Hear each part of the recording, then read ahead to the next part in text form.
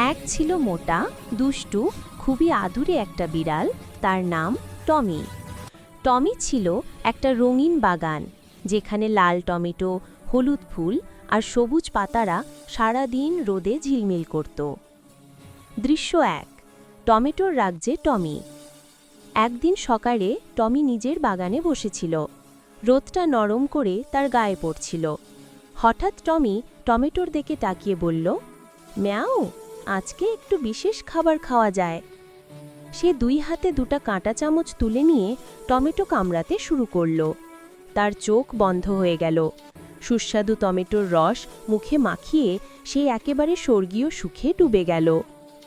চারপাশে মৌমাছিরা উড়ছিল, ফুলেরা হাসছিল, আর টমির আনন্দে গা দোলাচ্ছিল।